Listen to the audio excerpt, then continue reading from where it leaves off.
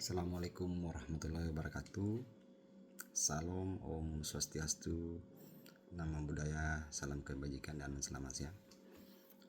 Baik, hari ini saya akan menjelaskan ada 4 terkait dengan aliran filsafat hukum. Yang pertama natural law atau biasa disebut dengan hukum alam. Kemudian kedua adalah aliran hukum positif. Yang ketiga adalah aliran hukum murni. Kemudian yang keempat adalah aliran hukum utilitarian atau biasa disebut dengan aliran hukum sejarah. Baik rekan-rekan, yang pertama saya jelaskan terkait dengan hukum alam. Hukum alam atau biasa disebut dengan hukum natural law yaitu suatu aliran dalam filsafat hukum.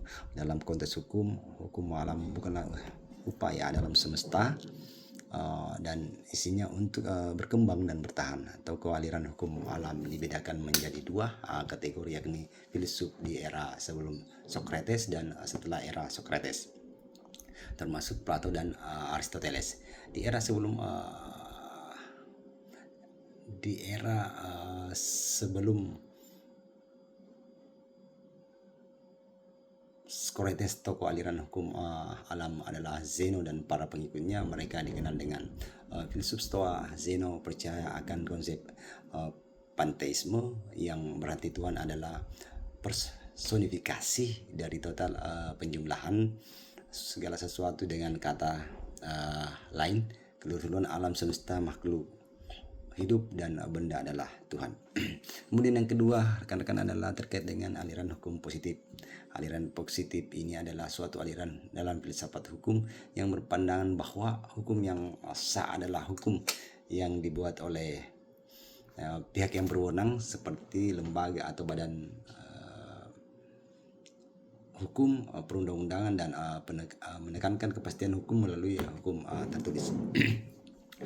Tokoh-tokoh dalam aliran hukum positif adalah John Austin, H.L.A. Hart, dan Hans Kelsen, yang pemikiran mereka sangat berpengaruh dalam perkembangan ilmu hukum.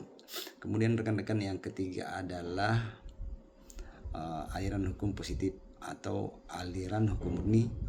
Teori hukum murni adalah teori hukum positif yang dimasukkan untuk mengetahui dan menjelaskan tujuan hukum.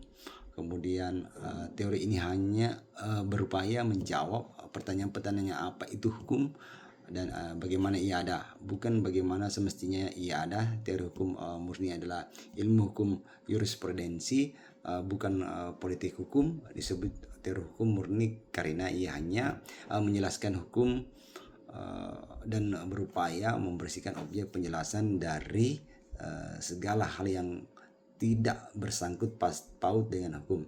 Austin dianggap sebagai salah satu tokoh terkemuka dalam positivisme hukum, dikenal dengan komen teori atau teori pemerintah yang menyatakan bahwa hukum adalah pemerintah dari penguasa yang berdaulat. Kemudian terakhir adalah aliran hukum utilitarian atau biasa disebut dengan aliran hukum sejarah.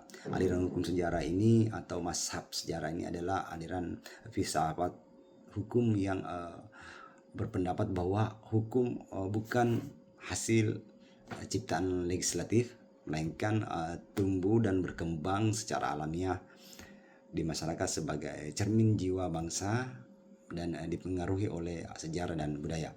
Tokoh utama dalam aliran hukum sejarah historis jurisprudensi adalah Friedrich Karl von Savigny, yang dipandang sebagai bapak sejarah hukum karena pemikirannya yang menekankan bahwa hukum tumbuh secara alamiah di masyarakat dan mencerminkan jiwa bangsa. Baik rekan-rekan, ada 4 yang saya telah jelaskan tadi terkait dengan aliran filsafat hukum. Mudah-mudahan ada penjelasan ini bermanfaat bagi kita semua. Saya akhiri. Wabillahi taufiq wal hidayah. Wassalamualaikum warahmatullahi wabarakatuh.